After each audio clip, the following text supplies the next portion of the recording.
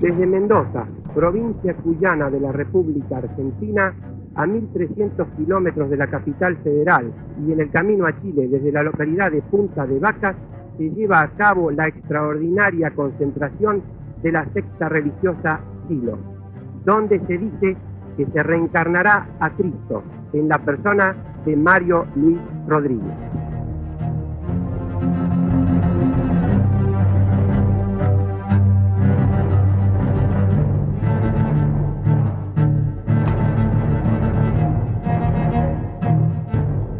No es la espiritualidad de la superstición, no es la espiritualidad de la intolerancia, no es la espiritualidad del dogma, no es la espiritualidad de la violencia religiosa, es la espiritualidad que ha despertado de su profundo sueño para nutrir nuevamente a los seres humanos en sus mejores aspiraciones.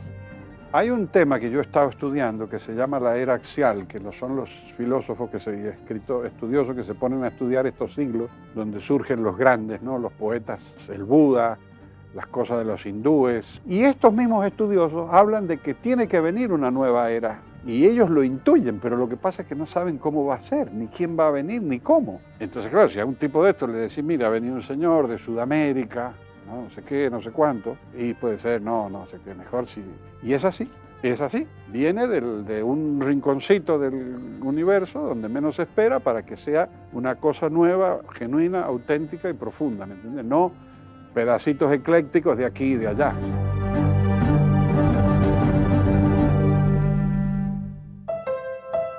Mario Luis Rodríguez Cobos nació el 6 de enero de 1938, en Godoy Cruz, provincia de Mendoza. Su padre, Rafael Rodríguez, era enólogo y presidente de las bodegas Giol. María Luisa Cobos, su madre, era pianista. ¿Cómo fue su infancia? Normal. ¿Triste? No, afortunada. Durante su infancia, Mario no pronunciaba palabra alguna. Un día, a los 4 años, su voz se desató. Empieza a interesarse en todo tipo de deportes y la contemplación de la naturaleza. A los 8 años se convierte en el primer niño en escalar el Cerro El Plata.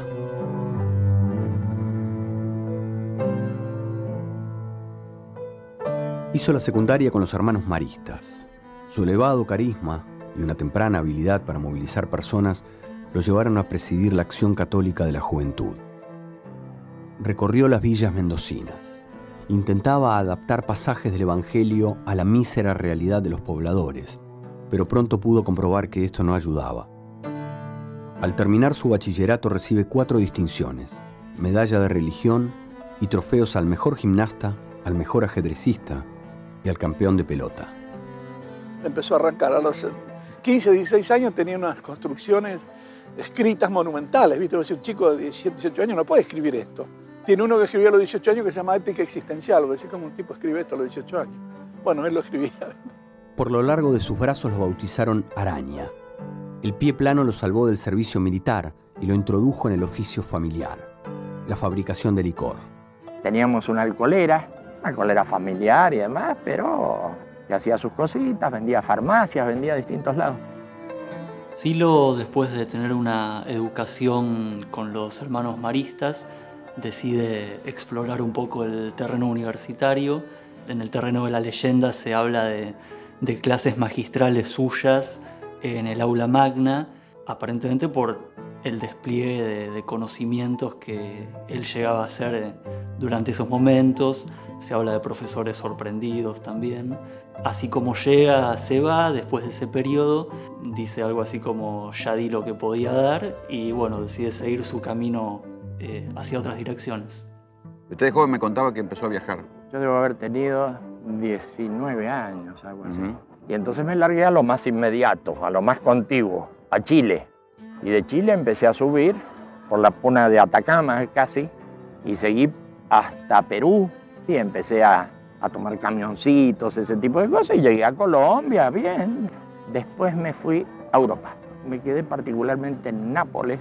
Lo que dice nuevamente la leyenda, de alguna manera, es que él permanece 10 días en una escuela mística que se llama Tajagata, en la que se inicia en determinadas cuestiones vinculadas al misticismo no muy especificadas. ¿Usted estuvo en el sur de Italia?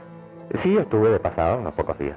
Tuve algún contacto con gente ocupada y preocupada por su desarrollo personal. Creo que fue un contacto fecundo, pero no los puedo considerar como maestros y no puedo hablar de que se trate de una institución de la cual dependo ni cosa semejante. El episodio es importante porque es ahí donde él supuestamente recibe el nombre Silo, retomando un capítulo del Génesis, el 49, en el que se dice que en torno a una figura conocida como Silo, con H al final, se congregarán los pueblos. Esta versión está documentada en la revista Así, aparentemente él se lo dijo a ellos en ese momento, versión que con el tiempo fue tratando de diluir un poco, diciendo que más bien a él le decían silo porque se parecía a un silo agrario, porque era alto y alargado. Usted no se llama Silo. No, claro, no. Es un seudónimo, ese fue formando, yo creo, en la época en que hacía gimnasia. ¿Pero de dónde sale? Por la forma alargada, desgarbada. De los hilos de cerealeros. Claro. Y ese serías vos, ¿no? Claro, especie de personaje que podría salir volando. Porque... Podría. ¿Y le gustó esto a usted del Silo? Sí.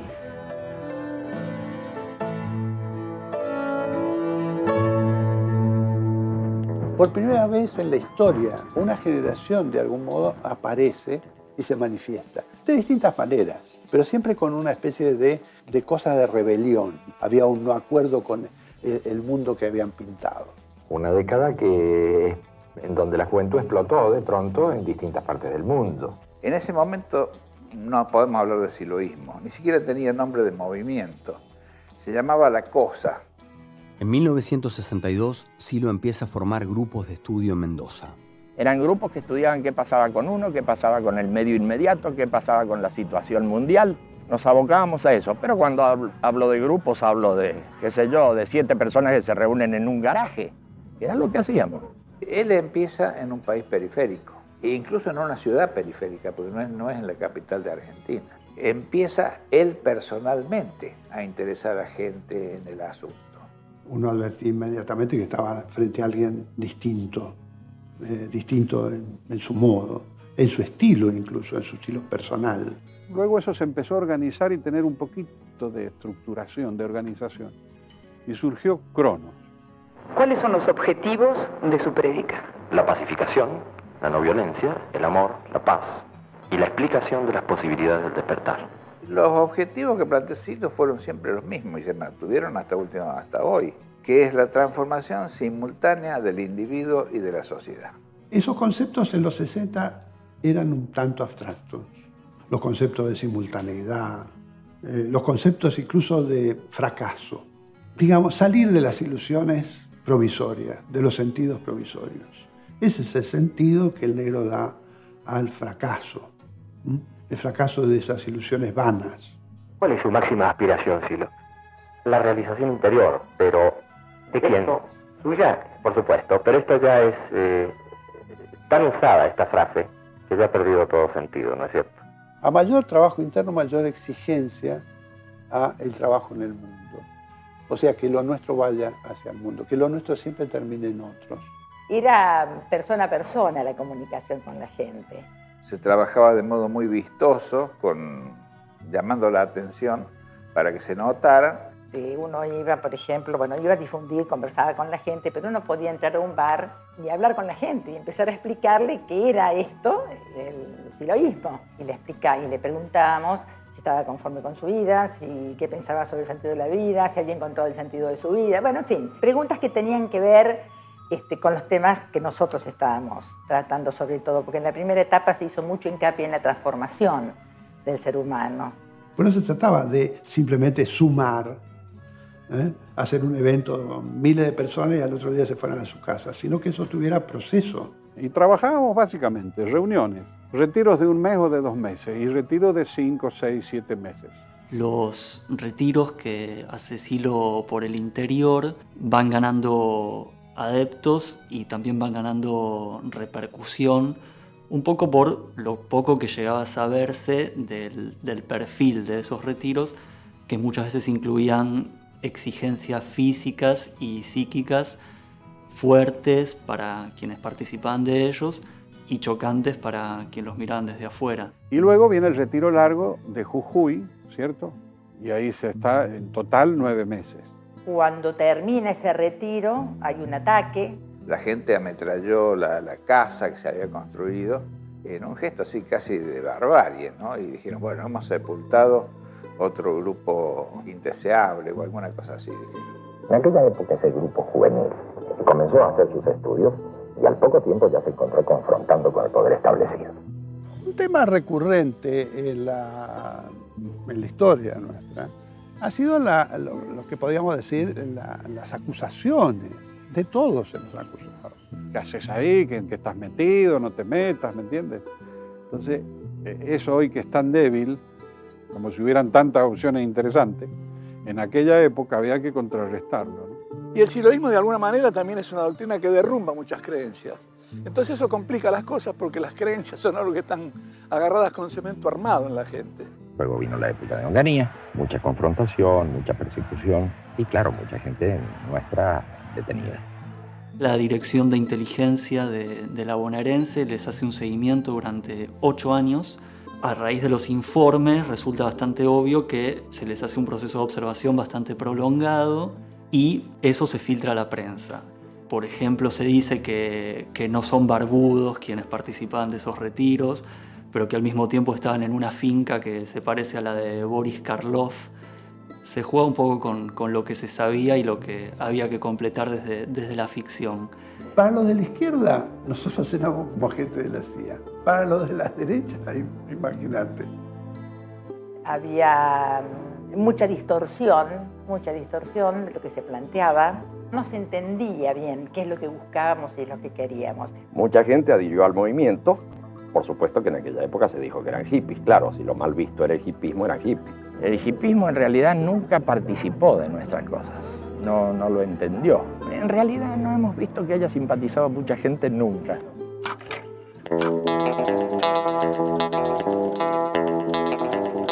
En el 68, ya veo que en la Politécnica de Roma, en la Universidad del Cairo, finalmente en París,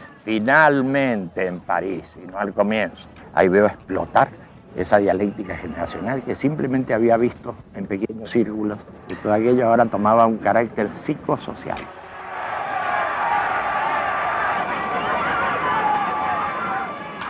¿De qué vivió usted, Silo?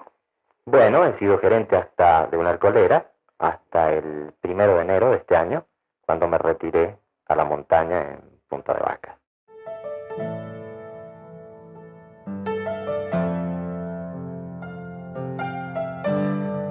El 1 de enero de 1969, Silo dejó la vida cómoda de ciudad para iniciar su peregrinación a la montaña. Quería meditar sobre el destino de su creación. En la ladera de una vertiente construye una ermita de piedras de 3x3, con techo bajo, una cama, 2 cajones y una lámpara de querosén. Pero al retirarse, el objetivo era llevar a una cantidad de gente a comprender y a seguir su manera de pensar. De ninguna manera. Al retirarme trataba de poner las cosas en orden. Él quería imprimirle un fuerte carácter de experiencia interna a todo lo que estaba preparando y presentando. Él necesitaba también un hito biográfico porque él se desarrolla en la ciudad, en la facultad, ¿me entiendes? En lugares cotidianos. Entonces él tiene que dar un corte y decir, no, esto es de otro plano. Prueba de ello es que es ahí donde él hace los bocetos de la mirada interna, que va a ser a la larga el libro fundamental, el escrito fundamental. La mirada interna para mí es la mejor pregunta que uno puede hacerse. ¿Quién mira al que mira? Lo que va a encontrar es ese sí mismo, esa cosa más profunda, no el yo, sino algo más allá del yo. Aquí se cuenta cómo al sinsentido de la vida se lo convierte en sentido y plenitud. Aquí se habla de la revelación interior a la que llega todo aquel que cuidadosamente medita en humilde búsqueda. Ahí se manifiesta otro tipo de realidad. Y uno cree que la realidad es esto y a veces uno intuye tiene sus intuiciones de que hay otro tipo de realidad. Y cuando viene el 69, ahí esto sale al mundo. Cuando un montón de gente amiga se acerca a uno a decirle, ¿por qué no hablas para nosotros? Creo que por razones de buena educación debe hablarse para aquellos que piden. ¿Usted lo hizo por educación? Bueno, en gran medida, como ahora lo hago para usted. Nos envía un telegrama y dice, los espero para conversar de la posibilidad de hacer un acto público. A partir de ese momento nos damos funciones, nos organizamos, unos se encargan de unas cosas, otros de otras. Trabajamos en la difusión. Entonces pintamos consignas en torno a Silo. Silo es bueno, Silo es Cristo, ponían otros. Silo el Mesías, Silo es bueno, Silo es malo.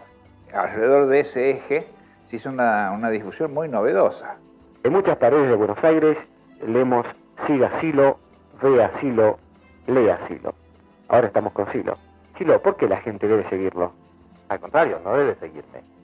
Yo creo que hay una equivocada propaganda en ese sentido, ya que en toda ocasión hablo de que no hay maestro en estas cuestiones más que uno mismo y para uno mismo. La charla que dio en los Andes, Silo, en mayo de 1969, tuvo una característica muy peculiar, primero porque él no decidió dar esa charla en la montaña. A él lo llevaron, lo obligaron porque le prohibieron dar esa charla en la ciudad. Por lo tanto, la persecución policial de aquella época transformó un hecho que hubiera podido ser absolutamente irrelevante en un hecho histórico. Consultamos al gobierno. No podríamos hacer un acto público, pero ¿cómo se le ocurre? Retírense de acá. Bueno. Era la dictadura de Onganía. Estaban prohibidas las manifestaciones. Claro, claro. A lo mejor podemos reunirnos en la montaña, en un lugar donde los amigos van a comer asados, donde... Ah, si quieren hablar ahí, háblenle a las piedras, dije. Ah, bueno. Y eso hicimos. Le hablamos a las piedras. Y ahí empezó la fiesta. Y por eso hoy hay algunos que dicen, cuando vaya a Punta de Vaca hay que escuchar a las piedras, que me ha parecido sorprendente. No vaya a ser que te digan algo.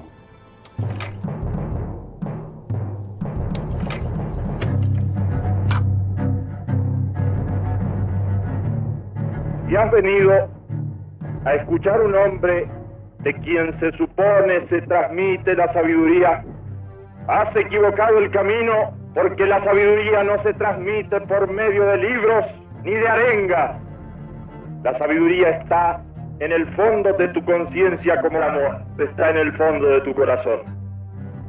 Y has venido empujado por los calumniadores y los hipócritas a escuchar a este hombre a fin de que lo que escuchas te sirva luego como argumento en contra de él. Has equivocado el camino, porque este hombre no está aquí para pedirte nada, ni para usarte, porque no te necesita. La arenga se llamó La curación del sufrimiento. Silo planteó que el dolor es físico y depende del avance de la ciencia, de la justicia, de la organización social. Y el sufrimiento es mental, y es posible superarlo llevando una vida coherente, sin contradicciones. Ese tipo de sufrimiento, que es un sufrimiento estrictamente de tu mente, retrocede frente a la fe, frente a la alegría de vivir, frente al amor. La arenga también abarcó temas como el sentido de la vida, el deseo y el placer, y la violencia. No creas que hablo de violencia refiriéndome solamente al hecho armado de la guerra, es de violencia física. Hay una violencia económica, hay además una violencia racial, hay una violencia religiosa. Este mundo está por estallar. El discurso del 4 de mayo de 1969 también fue un discurso político. El contenido de ese discurso era esencialmente revolucionario en un sentido claramente político, porque hablaba de cosas que pasaron inmediatamente después, como el Cordobazo. Y eso no aparecía reflejado en la prensa de la época. Hermano mío, cumple con mandatos simples. Lleva la paz en ti y llévala a los demás. Considerado por algunos como el fenómeno religioso, místico o político más insólito de este tiempo. ¿Quién es Silo? Es un mendocino de 31 años que predica la no violencia, y en torno de su pensamiento se han nucleado 80.000 jóvenes de toda América. Los grupos siloístas se están organizando en el movimiento de liberación interior para difundir un nuevo estado de conciencia. Su objetivo inmediato es que los hombres y mujeres tomen conciencia de las limitaciones a las que están sometidos, propagando la doctrina del despertar, de la no violencia y de la hermandad. Hoy recordamos a esa charla que dio en los Andes como el sermón de la montaña, tiene una intención claramente peyorativa, ¿no? Porque se quería en ese momento instalar la imagen del gurú loco, ¿no? No, de un tipo que tenía ideas acerca de la transformación humana diferentes de las que predominaban en aquel momento. La prensa era muy agresiva, muy torpe y muy absurda. ¿Por qué permitió que se lo presentara a la sociedad argentina como el Mesías? Yo creo que se ha intentado perjudicarnos con esa imagen. Publicitariamente hablando, no parece que fuera una imagen muy positiva.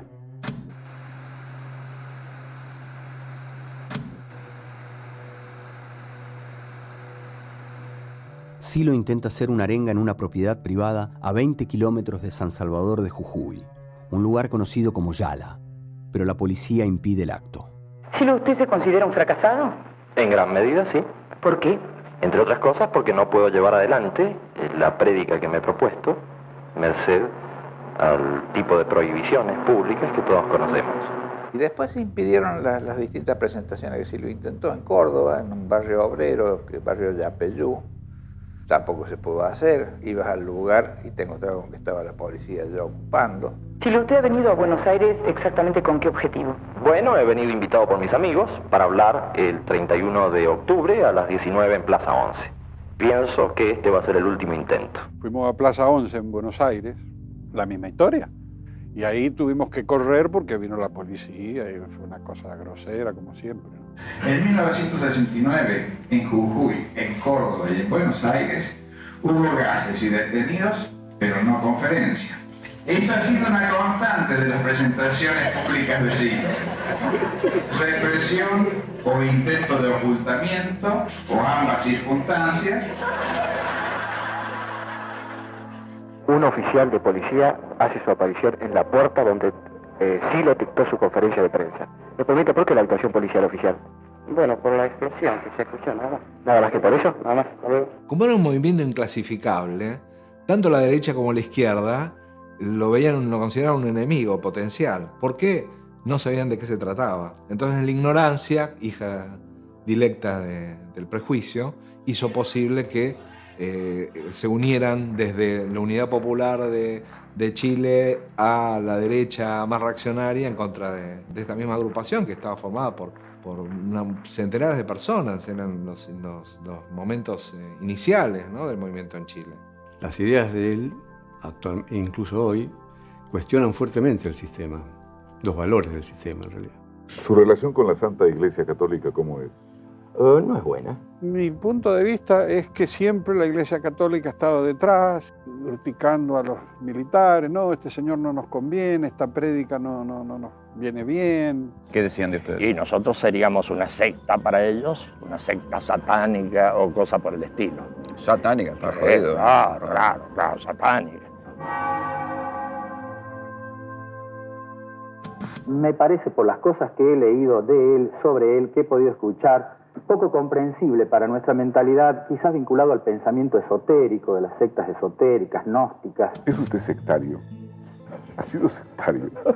Yo recuerdo que Silo se presentó en un principio como una reencarnación de Jesucristo, como el Salvador. Parecía que formaba usted parte, era la cabeza visible de una secta religiosa. ¿Usted considera o lo ve como una secta el siloísmo? Yo creo que sí. Dios es algo no seguro. Mucho menos seguro es todavía que alguien utilice a los dioses para imponer cosas. Siempre ha sido no violento, toda su propuesta ha sido no violenta. Nosotros hemos sido no violentos en una época muy turbulenta acá en Argentina.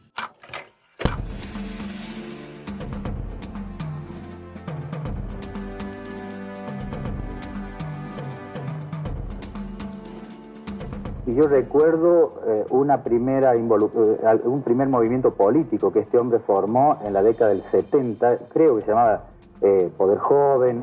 Queda raro hablar del Poder Joven a esta edad, ¿no? Pero podemos decir que nosotros somos la línea fundadora del Poder Joven. Cuando se hablaba de revolución, se hablaba de un concepto más amplio de revolución. De una revolución interna, social, cultural, psíquica. Es decir, la revolución triple. La revolución política, cultural y psicológica. En 1971 hicimos un partido, Cronos, y que fue rechazado por la justicia electoral.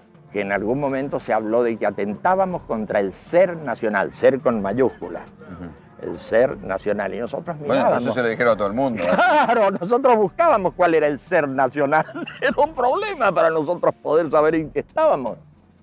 Espero que todos seamos capaces de escribir una página más para señalar que Chile tiene su propia voluntad creadora y su noble decisión de hacer cada vez más grande la patria.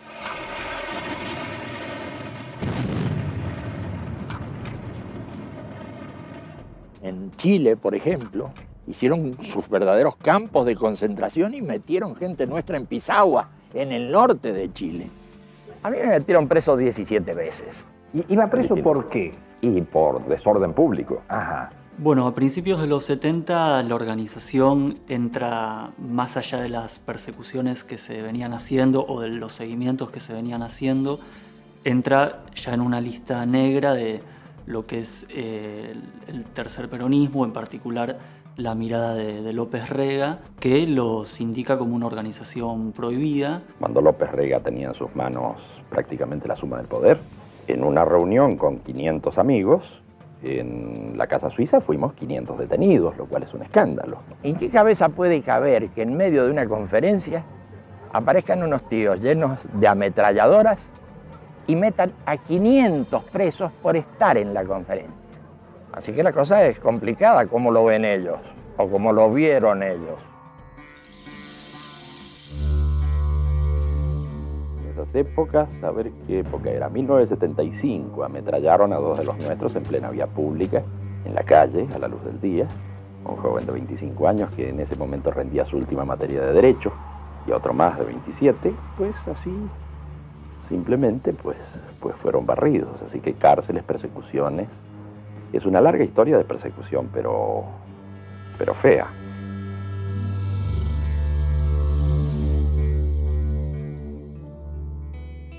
A veces he captado un pensamiento lejano.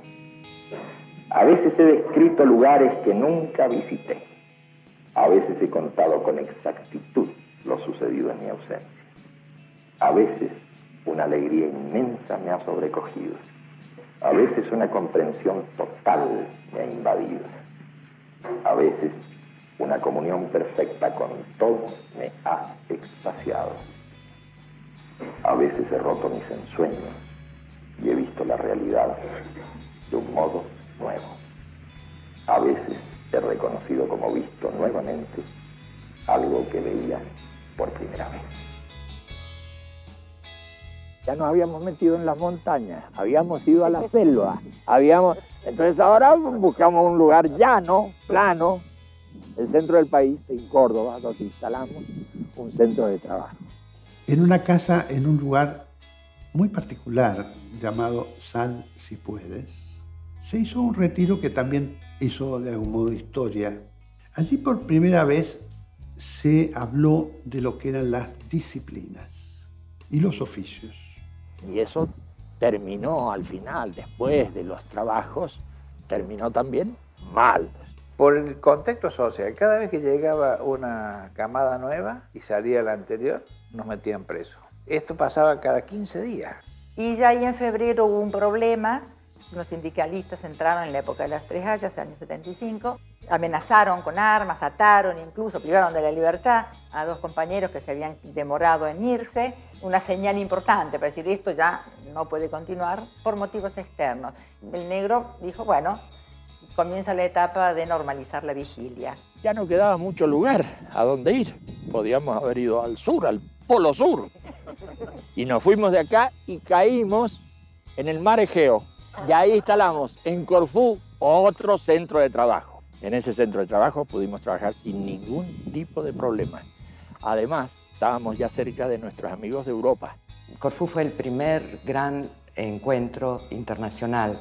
Fue ahí que para mí se abrió como un nuevo horizonte en lo interno y en lo externo.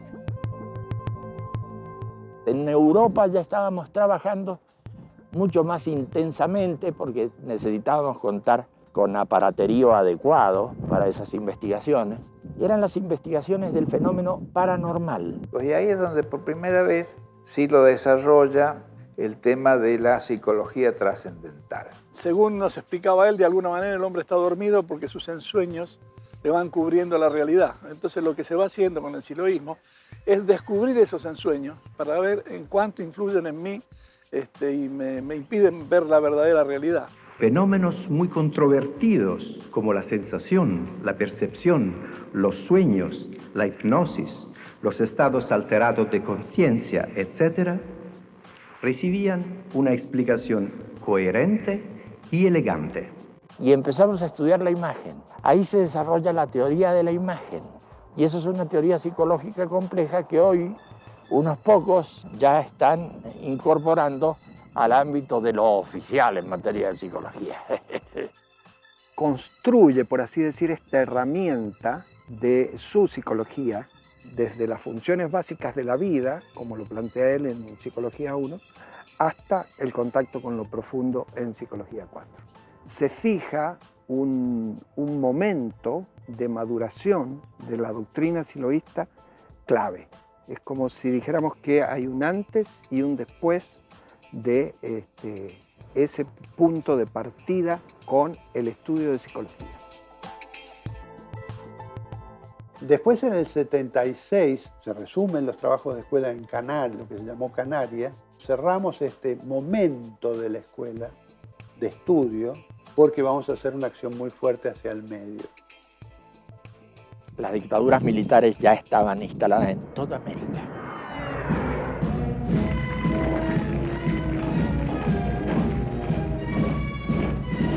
Desafortunadamente fue montado este pensamiento en la dispersión de la gente que tuvo que irse a otros países. Yo creo que la dictadura nuevamente nos ayudó mucho, en el sentido de que mucha gente tuvo que irse. Y en Europa, a diferencia de otros exiliados, esta gente empezó a conectar y a difundir sus ideas con la gente del lugar. Algunas calles de algunas ciudades tenían una inscripción que era Silo. Así es. Silo. Así es. Pintadas. Sí, sí, sí. Llego a Francia, Silo, una inscripción. Este es el Silo argentino, no puede ser Silo argentino. En Londres, ¿qué hace Silo acá? Esta inscripción la ha hecho algún argentino que pasó por acá. Llego a Italia, Roma, para hacerla breve. Una gran inscripción, Silo. Tanto ha crecido esta secta. No todos los pensadores y filósofos tienen lo que se dice seguidores. Yo pensaba que era una secta, ¿sabes? Cuando era chica. Yo creo que tanto yo como mis amigos lo tomábamos como una especie de nombre de batalla. Sabíamos que molestaba bastante. Hubo un gran trabajo de formación de gente. Teníamos nuestros primeros cuadros, que tampoco eran numerosos. Y en ese momento el movimiento ya se había expandido. Surge la necesidad de crear una expresión social y cultural que plasmara en una organización el planteo del siloísmo. Para la década de los años 70, comienza a articularse la Organización de la Comunidad para el Desarrollo Humano. Se trata de una agrupación social y cultural que con el correr de los años sería reconocida por Naciones Unidas. Es a partir de la Comunidad para el Desarrollo Humano, ese organismo cuyo logo podía verse como un triángulo inscrito en un círculo, que empieza a desarrollarse un numeroso conjunto de clubes culturales, organizaciones sociales barriales y agrupaciones de base. Hacia aquel entonces, nuestra doctrina, nuestra organización tenía un cierto grado de desarrollo que le permitía ya difundir nuestro mensaje, aspirar a multiplicar nuestro mensaje de una manera más importante.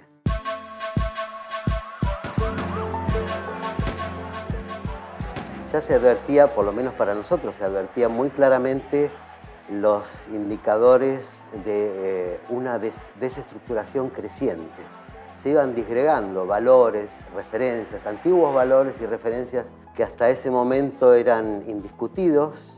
A partir de ese momento se veía claramente cómo todo ese armado se iba resquebrajando. Surge la necesidad de dar a nuestro mensaje otro alcance, un alcance todavía más mundial, más internacional.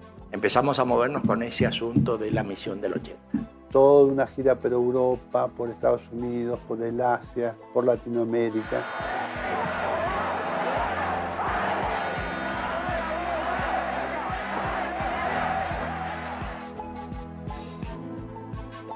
El primer acto fue en Madrid, en el pabellón de deportes del Real Madrid. Ahora con todos nosotros, Silo.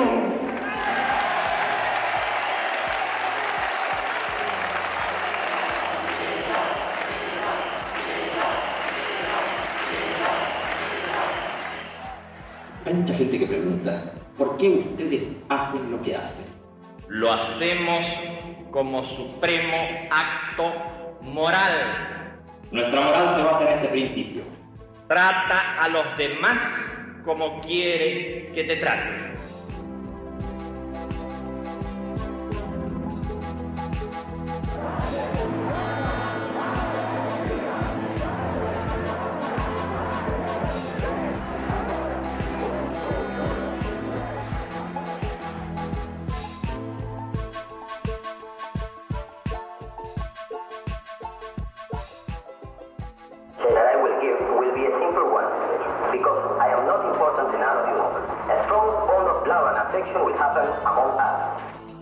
Éramos un pequeño equipo de personas que trabajamos durante unos 8 o 10 meses, utilizando todos los recursos posibles de difusión y con un objetivo que para nosotros parecía inalcanzable: reunir 10.000 personas para escuchar a Silo, para el habla Silo.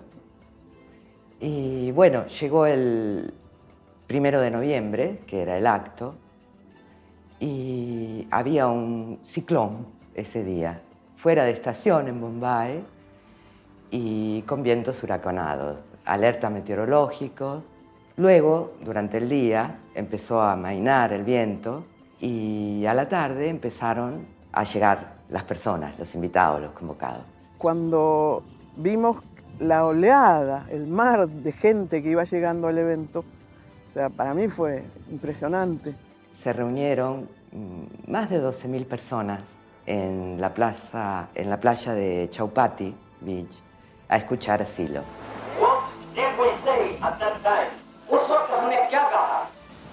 Dijimos, sin fe interna, sin fe uno mismo el temor produce sufrimiento, el sufrimiento produce violencia, la violencia produce destrucción. Overcomes destruction. Fue impactante, impactante.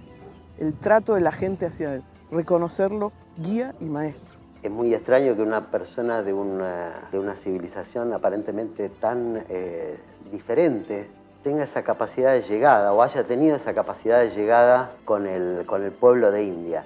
Desde el comienzo mismo es como si se hubiesen conocido desde siempre y se reconocen uno en el otro y así ha seguido, sea con la presencia física de Silo o sin la presencia física de Silo. Hermoso, en todo sentido. ¿Usted es un hombre de fortuna? Nunca he estado mal. ¿Casó con mujer de fortuna? Además. Además, esto le facilitó tener oportunidades de desplegar su pensamiento, de tener una cierta tranquilidad. Lo ayudó para su educación y autoeducación. Sin duda.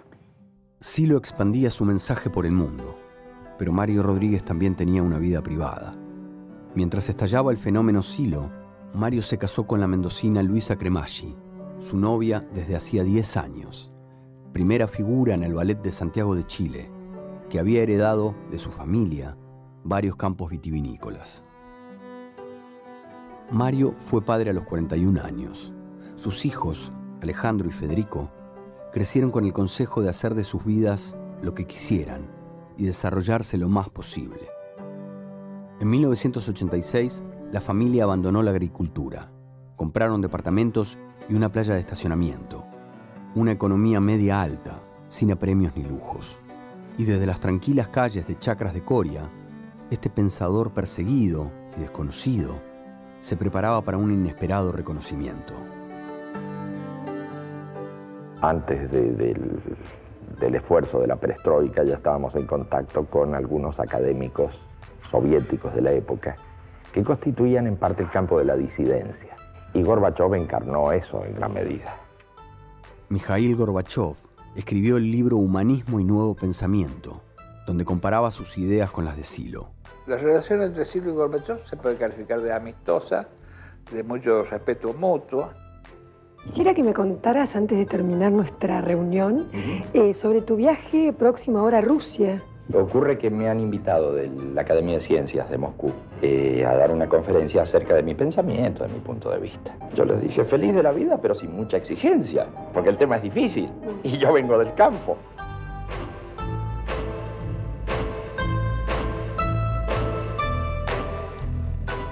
Марио Родригес приехал к нам в гости. Ну, может быть, наши установки какие-то носят идеалистический немного характер. En octubre de 1993, la Academia de Ciencias de Moscú otorgó a Silo un doctorado honoris causa por sus aportes en el campo de la sociología.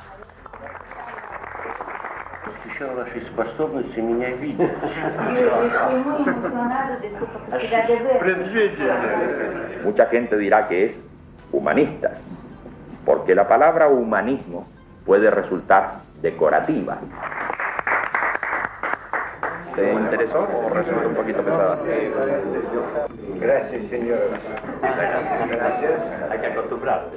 Tuviera un doctorado honoris causa. Y no solo eso, sino que hay gente que tiene ganas de plantear la posibilidad de que seas un premio Nobel de la Paz. Nosotros aspiramos a una nación humana universal, posible únicamente si existe la diversidad.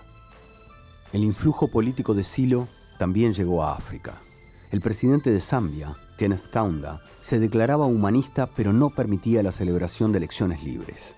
Al poco tiempo de reunirse con Silo, se abrió al juego democrático. Luego mantuvo un fluido contacto con la causa. ¿Qué diría usted que es más importante, la libertad o la igualdad? La libertad, sin duda. ¿Y la moral? Porque en cuanto a la igualdad tengo mis serias dudas. Yo creo en la confluencia, en la convergencia de las diversidades. ¿Cuál es el límite de la libertad? La libertad del otro. En 1983, Silo creó una estructura con delegados de grupo y de equipo, coordinadores locales y generales. El sistema se mantuvo por 26 años y, como sucedía en los años 60, amigos y familiares temían por la salud mental de los nuevos incorporados. Se amontonan las acusaciones. Si yo les digo que se llama Mario Rodríguez Cobo, seguramente la mayoría de ustedes no lo conoce. Si yo les digo que se llama Silo, ahí algunos puede ser que lo empiecen a recordar. Es un hombre de bajo perfil, pero que tiene 1 millón de seguidores en todo el mundo. Es de Mendoza. Silo. El comportamiento del líder, la forma de manejo de ese grupo de manera verticalista. Hay cientos de denuncias, tenés foros. Y es raro, es difícil imaginar que haya cientos de personas queriendo denunciar algo que no existe. Bien, en los 90 lo que se ve es la aparición de algunos testimonios, la mayoría anónimos, unos pocos con nombre, en los cuales ex militantes del movimiento lo denuncian por tener un perfil sectario. Entonces se fue también construyendo la imagen de Silo como un líder sectario, cosa que él creo que en algún punto lo preocupó, pero nunca fue el eje de sus apariciones en los medios, el hecho de tratar de desmentir eso. ¿Por qué entonces les quedó tanto esa cosa de que que fueron una secta, que... Yo creo que por los medios de difusión. Bueno, ya cobramos de vuelta. Me parece. Porque efectivamente no y cuando hay, los medios... juicios ni condenas en su contra, no hay... Y cuando los medios de difusión no se lanzaron frontalmente en contra nuestro, manipularon la información de tal manera que quedaba una atmósfera sospechosa. Yo recomendaría la lectura de mis materiales, no por publicidad, por supuesto, sino para poder discutir. Ya no agreden físicamente, pero tienen su gente. Prohíben nuestros libros, no quieren que se lean nuestros libros. Y que no se sepa. Es una consigna, como si tuvieran una consigna. Que no se sepa. Y eso explica. Y si se sabe, que se sepa deformado. Que se sepa deformado, exactamente. Nosotros somos una voz que habla en el desierto. Es la gente la que llega a nosotros. Él habla mucho de espiritualidad y es una persona que lo que ha buscado siempre es el poder. Él ve como una especie de conspiración del mundo contra él. Hacemos algunas cosas que empiezan a sonarle a esa gente a manipulación. Cuidado con ese tema, porque la manipulación, que es lo que ocurre en el sistema, no puede ser trabajada por nosotros. También había un fenómeno real que tenía que ver con que era un tipo que tenía su magnetismo y generaba su atracción, y había gente que quería estar cerca del líder y no necesariamente pasaba por una cooptación forzada, sino por un deseo de estar cerca de un tipo que atraía masivamente a muchas personas. Contento con el cariño y el fervor que Sí, le da toda la gente mucho, que viene a saludar. mucho, demasiado, porque uno no sabe qué hacer, dónde meter la mano. Es fantástico. Algo que veía que sí, que por ahí cuando aparecía el negro así, se daba una cosa de fanatismo por ahí de mucha gente. Creo que también por esa necesidad, ¿no? Y de encontrar algo, una respuesta. Es un ser humano que brindó esa posibilidad y estaba en un contexto también, creo yo, y que tuvo esa profundidad y esa certeza para compartirlo. ¿No?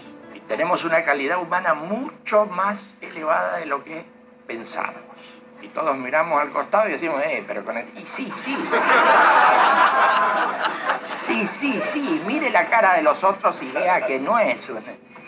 Que ahí hay cosas, ahí hay profundidad también. No, con esos tampoco. ¿Y entonces con quién? Con los que se parecen a ti. Te diré cuál es el sentido de tu vida aquí. Humanizar la tierra. ¿Qué es humanizar la tierra? Es superar el dolor y el sufrimiento. Es aprender sin límite. Es amar la realidad que construyes. Es un hombre común que se puede trasladar en la relación con cualquiera de nosotros y está a nuestro nivel, pero él ha hecho una obra monumental. Luego otra cosa que él siempre está intentando hacer es que es su aporte genuino, sin copiarle una coma a nadie. Sí hace referencia a algún escritor, a algún pensador, porque hay hilos, ¿no es cierto?, de tal época filosófica, de tal, pero el aporte, la parte sustantiva que él agrega, que él propone, lo hace él. Todo lo que plasmó en su obra, él lo vivía, era eso.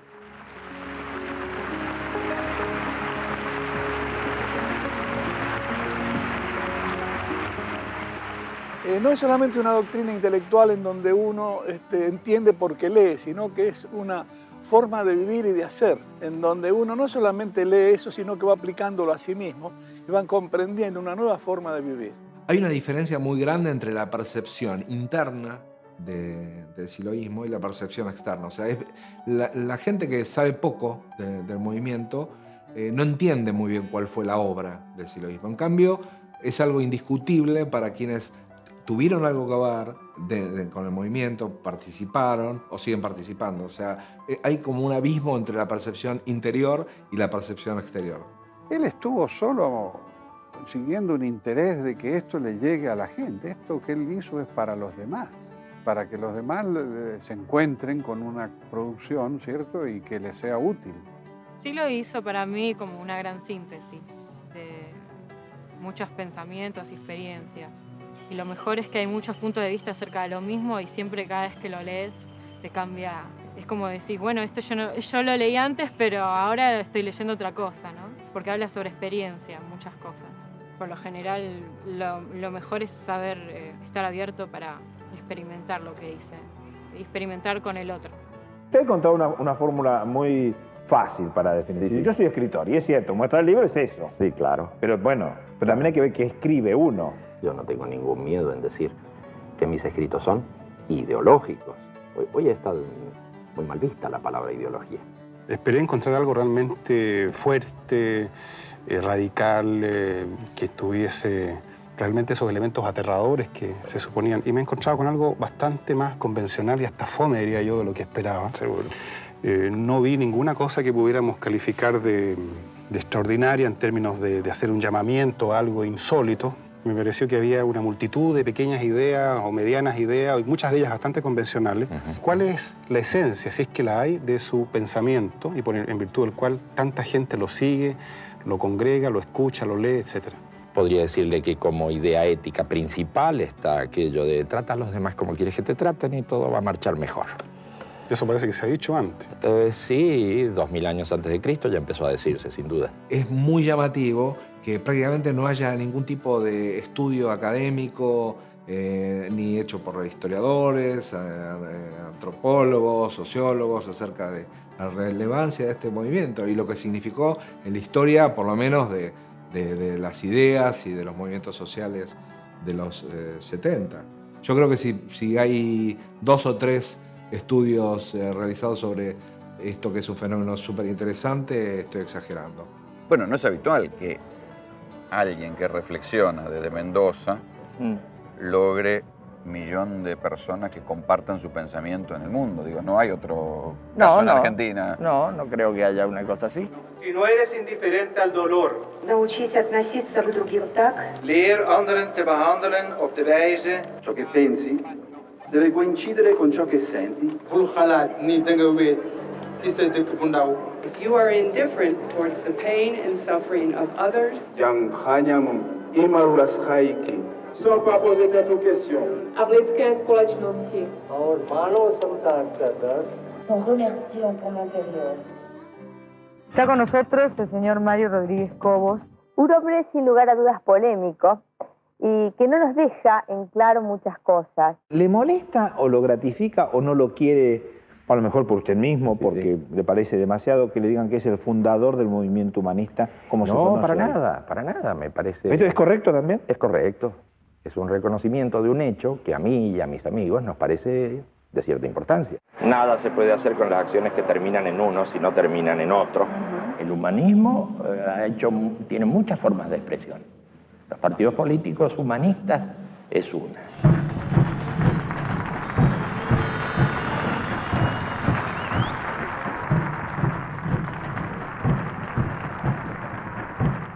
Hay una campaña de la Comunidad para el Desarrollo Humano, juntando firmas, 1 millón de firmas para que se promulgue la ley del servicio militar optativo. Entonces obtuvimos 1.200.000 firmas, en definitiva, las presentamos a la prensa. Y fue como el antecedente de la formación, de la creación del Partido Humanista.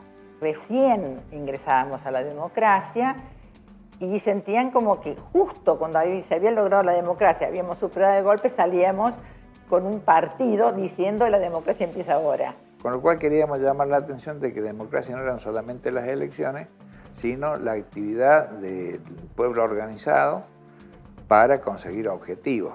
Todo el desarrollo del armado del Partido Humanista es para terminar con el poder del hombre sobre el hombre, para terminar contra todo monopolio organizativo, contra todo control, sea privado o estatal, para que el poder realmente esté en manos de las personas. Es una propuesta coherente, porque seguimos siendo como movimiento antisistema y utilizamos el partido. No alcanzo a entender cuál es el proyecto de sociedad que esta gente se propone. Realmente es una cosa que para mí está en el ámbito de lo misterioso que se da en política, ¿no? Cuando aparece el PH, los partidos políticos reaccionaron muy mal. Poca experiencia de vida democrática. Se dijo que, bueno, que algunos decían que éramos un partido armado por la CIA, otros que éramos un disfraz del comunismo. Desde sus orígenes, Silo consideró que el enemigo, el imperialismo, eran los cerdos.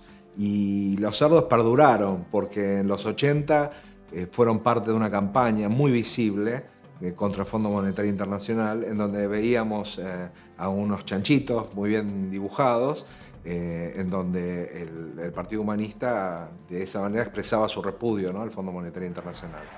Esta nación humana universal tiende a desarrollarse pese a la uniformidad que han pretendido establecer los imperios en sus momentos de máxima expansión. En vivo y en directo nos ubicamos con otro de nuestros móviles, el móvil 15, desde Callao al Cine, allí Juan Pablo Guerri. Adelante.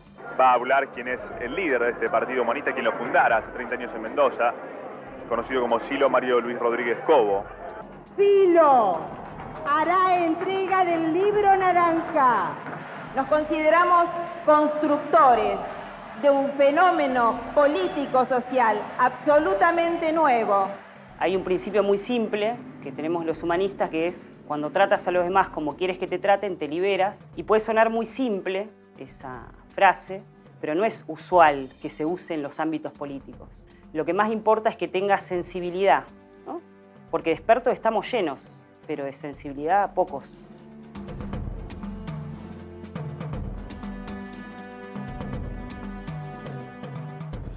¿Usted tiene aspiraciones políticas por lo que veo en su discurso? No tengo aspiraciones, pero sí preocupaciones. Silo no persiguió nunca ningún tipo de referencia política hacia el medio. ¿Usted quiere ser presidente de la Nación? No, de ninguna manera. ¿Diputado, senador? Ni desde lejos político. Yo voy a ser candidato si no soy político. Pero lo que sí me pareció bien es que la gente se expresara políticamente. ¿Cómo van a dejar que esto quede en manos de los irresponsables que conocemos en todas partes del mundo? Para nosotros se trata simplemente de prácticas imperialistas de dominación y de tales casos los pretextos son de cualquier tipo. Tomemos, por ejemplo, el bloqueo económico criminal impuesto a Cuba desde hace varias décadas. Vamos a Callao, al fin de esta capital móvil 15, Juan Pablo Guerri. Escuchamos la palabra de Silo. Cierra el acto de este partido en la sede nacional, hoy refundada por los integrantes de dicho partido. Se ha perdido la primera virtud del ser humano, la compasión con el otro ser humano. En los términos ideológicos tradicionales, este es un hombre de izquierda. Sí. ¿Elimina los bancos? No, utiliza los bancos para que presten sin usura. La gente está en un estado de indefensión muy grande, escucha una sola campana, con pequeñas variaciones, pero dentro de la misma corriente. Cosas que tenían alguna vigencia hasta hace un tiempo, como la solidaridad, han desaparecido. Acentuado por el tema de la competencia rabiosa, acentuado por el tema de la desconfianza mutua. Usted dice la democracia formal se ha desestabilizado, no sirve, se terminó la democracia de la representatividad y usted propone la democracia real. Algo básico de las propuestas humanistas también es avanzar con el tema de la democracia real y directa, donde la gente misma decida sobre las cuestiones sociales y no el grupito de iluminados que está en el Palacio Legislativo, en el Congreso. Hay muchas reivindicaciones o propuestas que el partido lanzó hace muchos años que hoy se han recogido. Por ejemplo, el tema de la democracia formal, que hoy recogieron los movimientos en Europa, en España. La están llevando adelante algunos otros movimientos sociales o algunos otros partidos sin que se sepa muy bien cuál es el origen. ¿Qué fuimos nosotros? Y no es por una cuestión de derecho de autor o de propiedad o de crédito sobre esas políticas, sino porque en el partido en todo el mundo hay gente que viene luchando por eso durante muchos años. Y eso creo que es una cosa importante.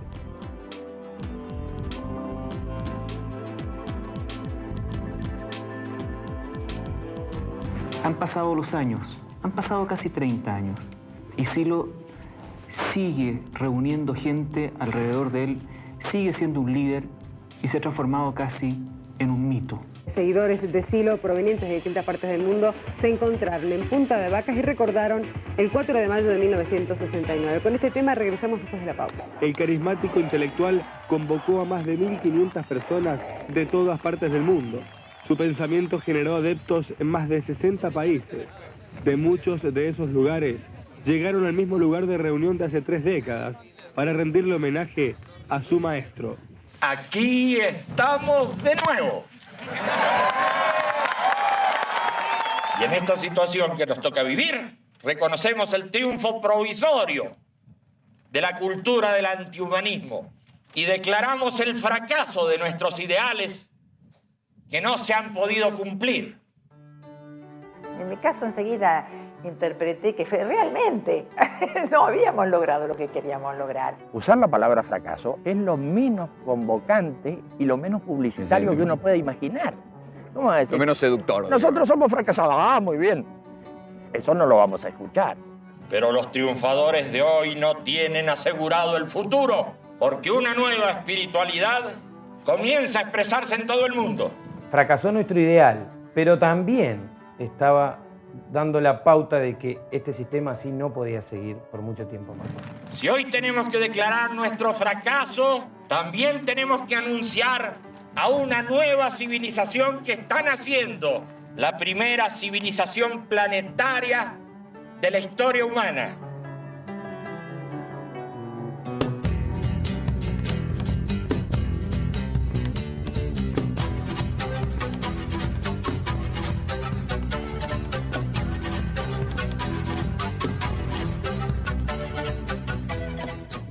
Hemos fracasado, pero insistimos.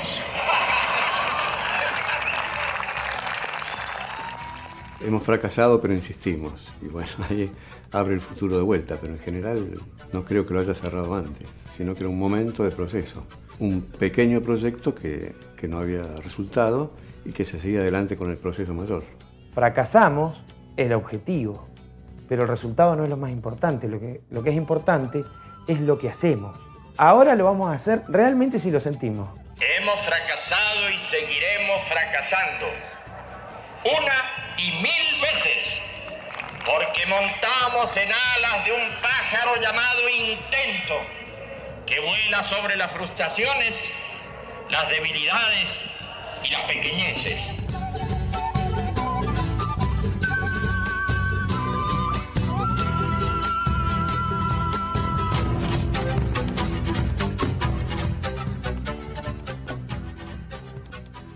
Los días 3, 4 y 5 de mayo, miles de peregrinos de todo el mundo participaron junto a Silo de las primeras jornadas de elevación espiritual realizadas en el Parque Punta de Vacas a los pies del Monte Aconcagua. Durante estas jornadas se realizaron encuentros, peregrinaciones, ceremonias de elevación espiritual y Silo habló a los asistentes. Hemos peregrinado a este paraje desolado buscando la fuerza que alimente nuestra vida, buscando alegría en el hacer y buscando la paz mental necesaria para progresar en este mundo alterado y violento. Y así fuimos pasando de lugar en lugar, saltando como pulgas de lugar en lugar, porque no había otra.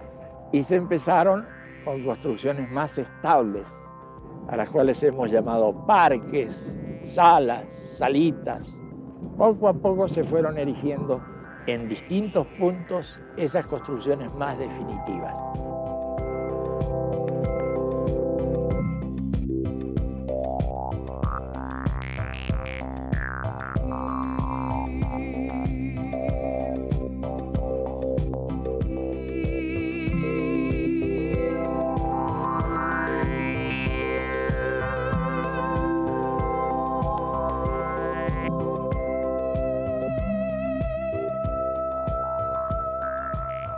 En cada uno de los parques existe un portal. La idea es que al pasar ese portal uno se conecte consigo mismo, con lo más profundo y encuentre como otra experiencia o pueda enfrentarse a todas esas cosas de las cuales huimos cotidianamente porque no queremos verlas.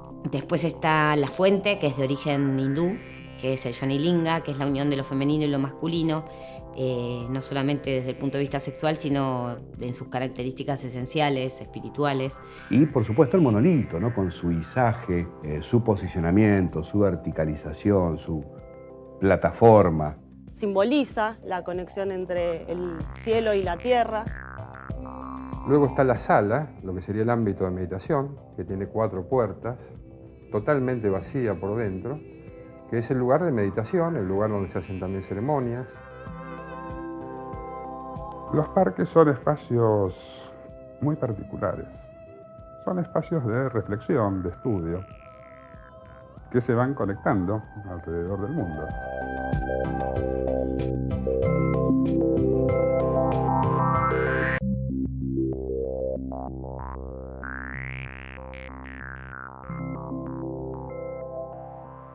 Los parques del movimiento humanista son una buena oportunidad y un buen lugar para saber qué es del movimiento y qué es del siloísmo hoy.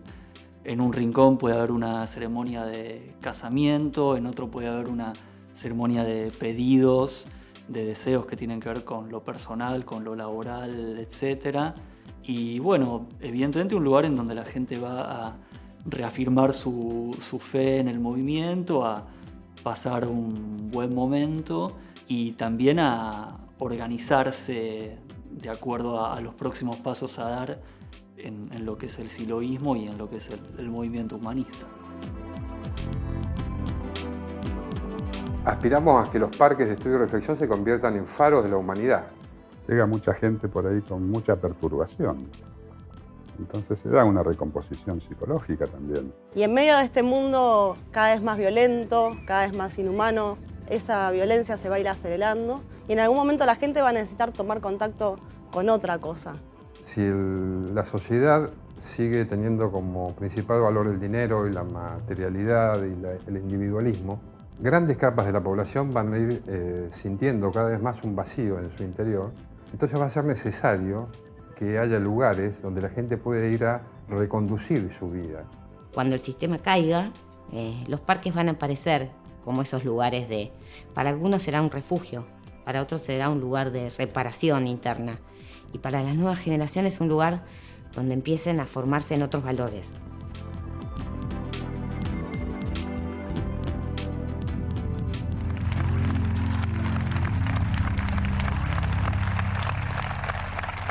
Es la fe en nuestro destino.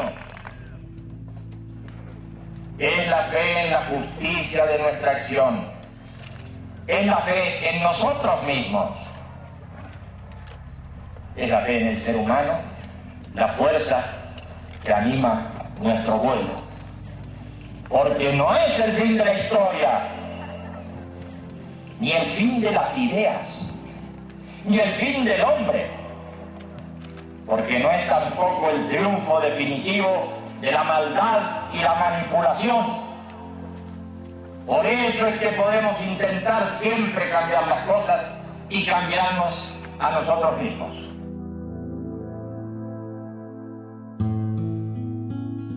Silo delegó el liderazgo del movimiento en una asamblea mundial y lanzó el mensaje de Silo, donde reflexiona sobre las grandes preguntas. ¿Quién soy? ¿A dónde voy? Desde mi punto de vista personal, poner en marcha este mensaje es en realidad retribuir a la gente, retribuir de todas las cosas buenas que la gente me ha dado, que la gente me ha hecho llegar.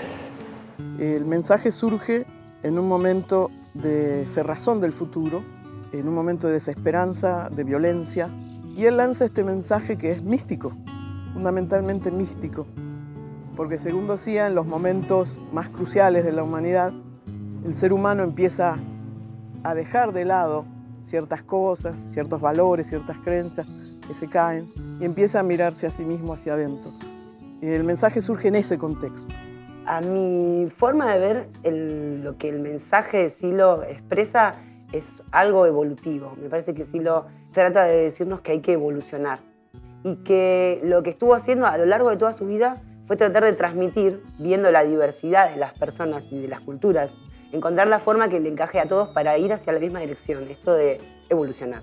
Me parece que Silo lo que vino a decir en su mensaje es que es hora de encontrar ese fuego también para evolucionar, pero interno. Silo es un hombre de mucha actividad social, de mucha comunicación, de mucho escrito, ¿viste? Pero su pilar, su esencia es, como yo lo podríamos decir a lo Shakespeare, tener o no tener experiencias internas. No tiene experiencia interna, no se entiende un pito. No puedes comunicar con facilidad el mensaje, porque el mensaje es, sobre todo, experiencia.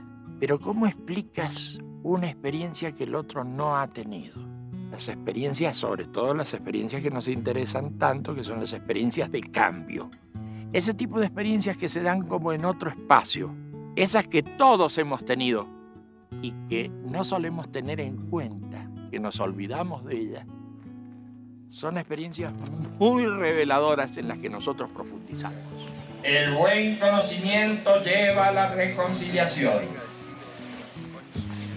El buen conocimiento lleva también a descifrar lo sagrado en la profundidad de la conciencia. Consideramos al ser humano como máximo valor por encima del dinero, del Estado, de la religión, de los modelos y de los sistemas sociales. Impulsamos la libertad de pensamiento. Propiciamos la igualdad de derechos y la igualdad de oportunidades para todos los seres humanos. Reclamamos para nosotros el derecho a proclamar nuestra espiritualidad y creencia en la inmortalidad y lo sagrado. ¿Y entonces quién soy?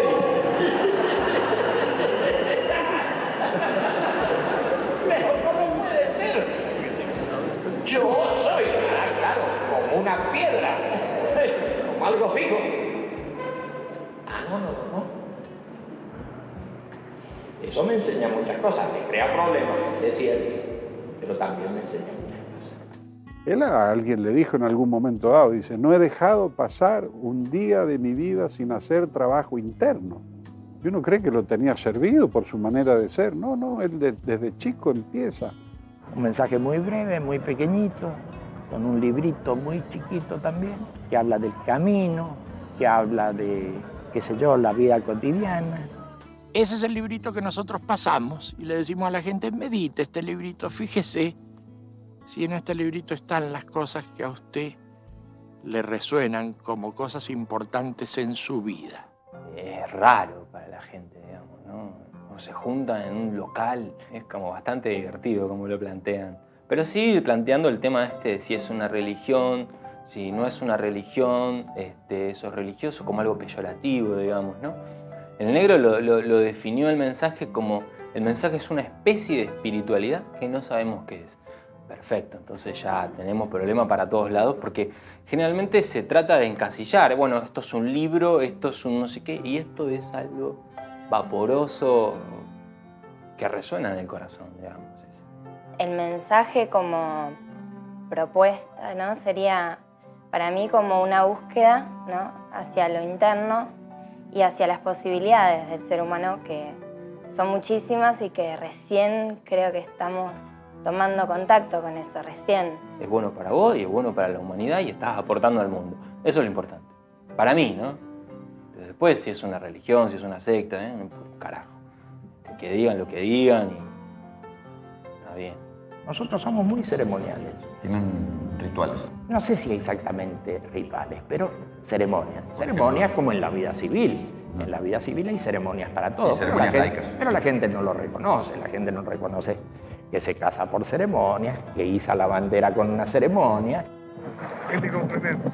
Yo soy su complemento. Y juntos vamos a lograr pasar a la otra dimensión. Hacemos ceremonias de bienestar. Por ejemplo, cuénteme. Para que la gente se sienta bien. Pedimos para aquellos que se sientan mal, para que se sientan bien. Entonces uno empieza a revisar. Eso me suena pastor evangelista, ¿eh? Sí, bueno. Un pedido. ¿A quién le hacemos nosotros pedidos? ¿A un Dios? No. Un pedido para nosotros es un mecanismo. Es algo que existe desde muy antiguo en la cabeza humana. Mi mente está inquieta. Mi corazón sobresaltado. Mi corazón sobresaltado. Mi cuerpo tenso. Aflojo. Mi cuerpo, mi corazón y mi mente.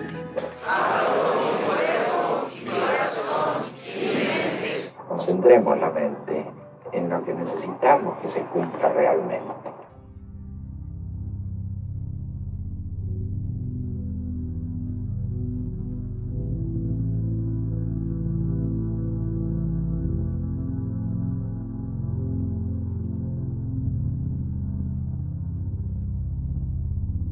Para todos, paz, fuerza y alegría. Paz, fuerza y alegría.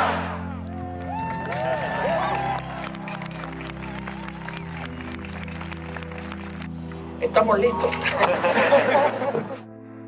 Todo dependerá de que la gente lo tome en sus manos, si lo ponga en marcha o no lo tome en sus manos, y estará bien.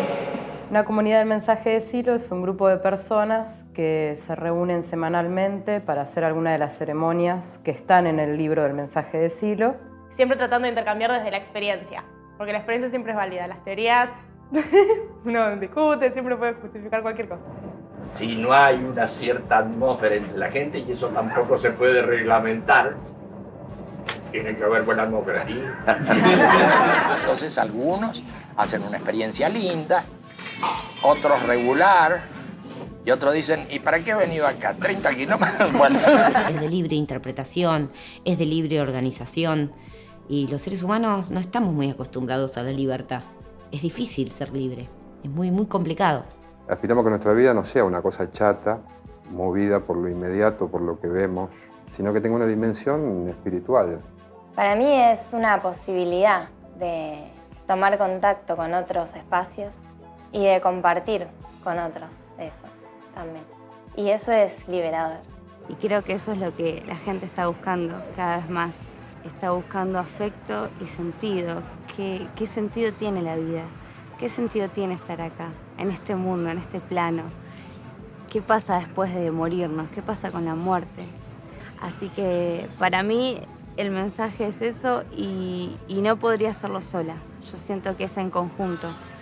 Siento que es con otros amigos, con otros hermanos de camino, que codo a codo vamos sintiendo esa necesidad de profundizar. Es como un... y así, ¿no? Así que eso para mí es el mensaje.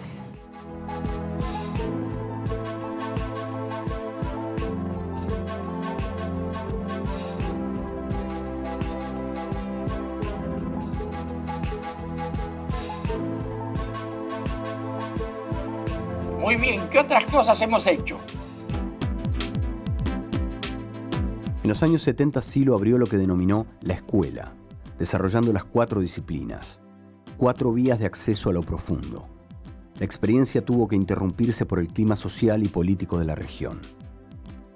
En el 2002 Silo empieza a formar un pequeño grupo de maestros en las disciplinas, desarrollando herramientas para llegar a la profundidad de la conciencia, llegar a eso que uno intuye o experimenta, el mundo interior del ser humano. En 2008 las puertas de la escuela se abren y se organizan camadas de iniciados, y se pone en marcha un método revolucionario. No hay maestros ni discípulos, todos avanzan en conjunto mediante el intercambio y la paridad. Simultáneamente con los trabajos de la escuela, empieza a proyectarse una marcha mundial por la paz y la no violencia. ¿Cómo vamos a hacer una marcha mundial? En el año 2006 se hizo una campaña mundial por el desarme. Hicimos un videíto pequeño de 30 segundos. Nos faltaron los bien pensantes que dijeron, ¿y por qué se hace eso si está fuera de moda? Al otro día explotó el lío con Corea. Luego está la iniciativa del 2009, que es la Marcha Mundial por la Paz y la No Violencia. Bueno, pero ¿para qué vamos a hablar de eso si no podemos hacer nada? No podemos hacer nada, sí podemos hacer, porque vamos creando conciencia, que era uno de los objetivos de esta marcha. La marcha arrancó en Nueva Zelanda el 2 de octubre de 2009. El recorrido incluyó más de 60 países y cubrió una distancia de 100.000 kilómetros. Durante la realización de la Marcha Mundial, Silo fue invitado para brindar una conferencia ante los Premios Nobel de la Paz en Berlín. I would like to welcome Mr. Mario Luis Rodríguez Cobos, Mr. Silo. Una marcha recorre el mundo. Es la marcha por la paz y la no violencia. Lo urgente es crear conciencia de la paz. Desde luego aspiramos a que esta nueva sensibilidad pueda instalarse y conmover las estructuras sociales, abriendo el camino para la futura nación humana universal.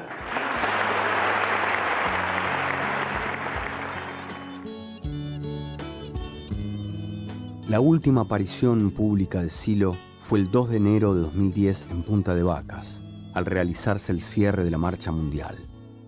Comentó en ese momento Ustedes son los protagonistas y deben seguir marchando. ¿A los 56 años ya comienza a pensar en la muerte o todavía no? Siempre he pensado en la muerte. Sí. Yo creo que en general hay muchas cosas que hacen que la gente eluda la mirada de la muerte para hacer cosas. A él le parecía muy interesante el tema de la muerte y que no había que ocultarlo, había que hablarlo. En general a él le interesaba mucho hablar del tema de la muerte porque lo veía interesante a la hora de hacer cosas y nos llevaba a la búsqueda del sentido, ¿no? Declaro ante ustedes mi inconmovible fe y mi certeza de experiencia respecto a que la muerte no detiene el futuro, a que la muerte, por lo contrario, modifica el estado provisorio de nuestra existencia para lanzarla bienaventuradamente hacia la trascendencia inmortal. Jugamos más bien al proceso, al futuro, porque en breve tiempo parto yo. Todo es muy ilusorio y todos marchamos rapidito hacia la muerte. Y si todo termina con la muerte, no hay sentido en la vida, a menos que usted encuentre otras posibilidades. ¿Por qué tanta censura? ¿Por qué tanta autocensura? Ya se acabó el racionalismo del siglo XIX y XX. La gente debería ponerse a explorar esos nuevos caminos. Hay una anécdota concreta de que 2 años antes, hablando de esos temas, como dando a entender que quizás en un tiempo más él se fuera de este mundo, o como decía él, de este espacio, de este tiempo. Pero bueno, esas cosas que uno dice, bueno, lo dirá por decir. Él nos venía avisando, pero uno se distraía absolutamente de esos momentos en los que él hablaba de la muerte, que nos iba a tocar a todos. Y la guadaña pasa. Claro. Se veía su cuerpo deteriorándose por el problema de salud que tenía, pero la misma cabeza lúcida que había orientado a nuestro movimiento durante 4 décadas era exactamente la misma. No había nada mermado, digamos, en su capacidad, en su sabiduría, en su visión del mundo, en su modo, digamos, de llevar el proceso de orientación. Por eso quizás nos produjo tanto shock su partida, porque por un lado la veíamos venir, pero por otro lado decíamos, no puede ser que una persona que está tan lúcida esté a punto de partir de este mundo, ¿no? Yo quisiera, amigos, transmitir la certeza de la inmortalidad. Pero ¿cómo podría lo mortal generar algo inmortal? Tal vez deberíamos preguntarnos sobre ¿cómo es posible que lo inmortal genere la ilusión de la mortalidad? ¿Cómo sigue esta película? ¿Es que usted termina para siempre? ¿O es que algo continúa en usted? Usted quisiera tener respuestas sobre eso antes de partir, porque partir es seguro que va a partir.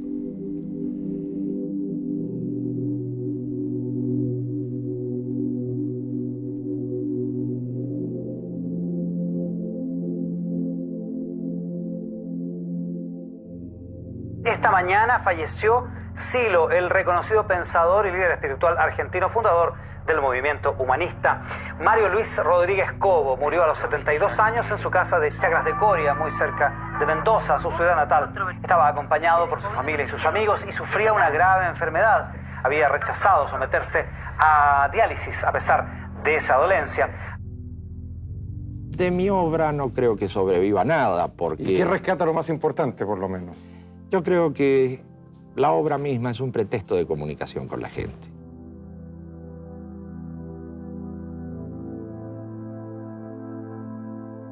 Me acordé del himno de la alegría y me acordé de todo lo que Silo ha hablado, ha escrito sobre el tema de la muerte.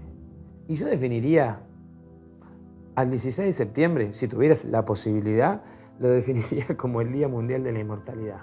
Claramente tenía certeza de que continuábamos. Yo he ido ya un par de veces, que te parecerá un poco supersticioso, a un café que lo solíamos encontrar y resulta que te quedas ahí esperando y efectivamente no viene, ni vendrá. Se va el negro de este mundo, se genera su ausencia, porque el negro, el amigo, el de carne y hueso, el mendocino, no está más. Empieza a nacer aquella cosa que se puede definir como una imagen, si se quiere, de un guía. Ya empieza a sentirse como una imagen mitológica. Nace Silo. Es extraordinario. Señores, muy agradecido.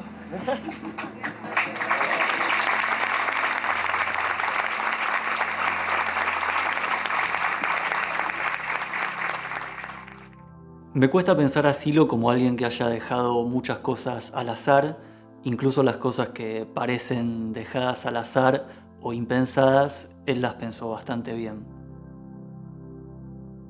Para mí el legado de Silo es un camino, una forma de vivir, de ver las cosas, de sentirnos a nosotros mismos y sentir a los demás desde algo más humano y no desde el sinsentido de la vida cotidiana, chata y aburrida. Nos ha dejado una profundidad en donde cada día uno va releyendo, va estudiando, va practicando y se va dando cuenta de que es una dimensión infinita de experiencia.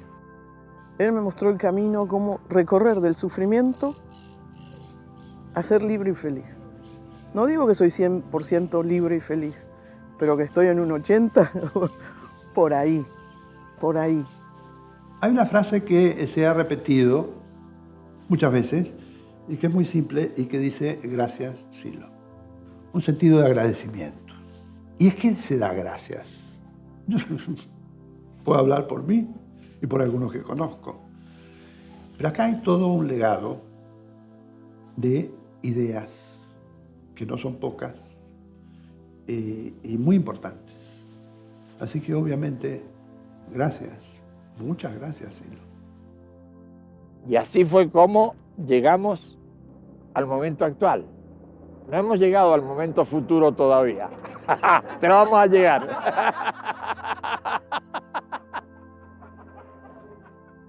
¿Qué es Silo? ¿Quién es Silo? Claro. ¿Y quién es Silo? Bueno, yo creo que es una persona bastante tranquila, muy de provincia y con algunas preocupaciones y también con algunas aficiones, ¿no es cierto? Yo me definiría como alguien que no tiene las cosas muy claras, frente a la claridad que todos tienen. Todos ustedes tienen mucha claridad, todos ustedes son una maravilla y uno es un infeliz que no sabe ni dónde está parado.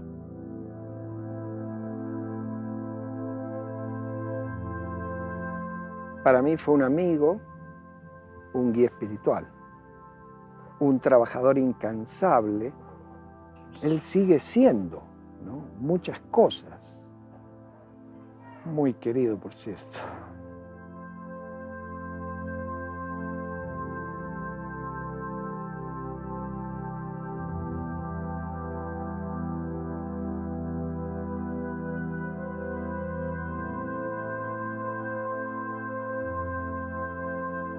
Última pregunta, ¿qué le gustaría que figurara en su epitafio? Una buena persona, pero un mal escritor.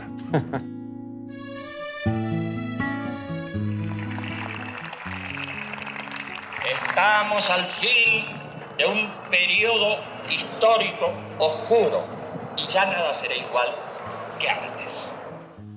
Parece que todo se cayera. Se caen instituciones, se caen formas políticas. Seguramente está muy bien que se caiga, pero en las personas no, está surgiendo un nuevo sentido, una cosa muy importante. Están aspirando a otro tipo de mundo. Vamos bastante bien y nada de apocalipsis. Eso no es así.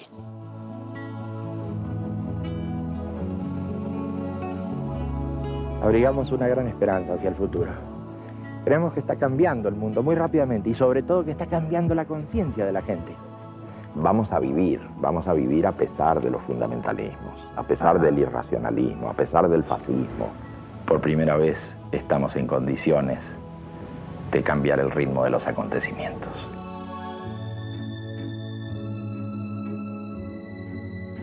Hay síntomas de nuevos tiempos, no solo los desbordes, es un aspecto, hay otras cosas. Hay un nuevo horizonte. Claramente se está perfilando un nuevo horizonte.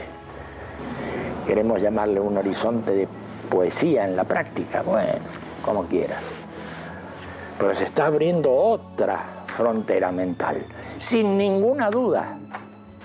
Estamos en otro mundo, como dicen los españoles, hostia.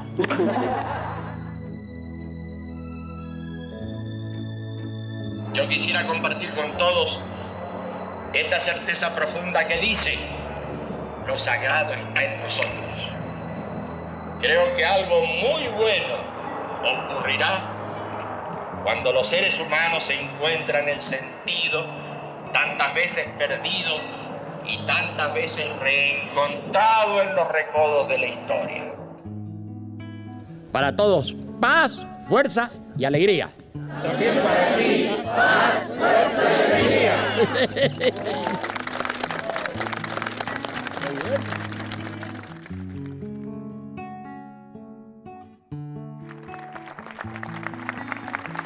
Este es el intento que vale la pena vivir, porque es la continuación de las mejores aspiraciones de la gente buena que nos ha precedido.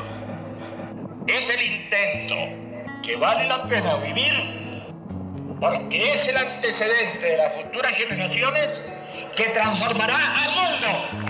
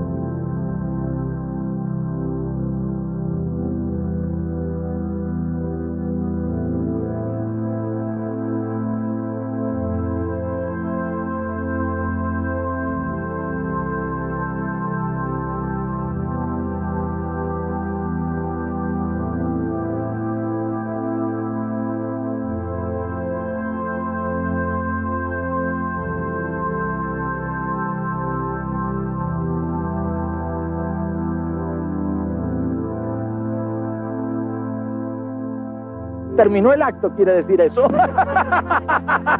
Muchas gracias a ustedes, muchas gracias, muy amable.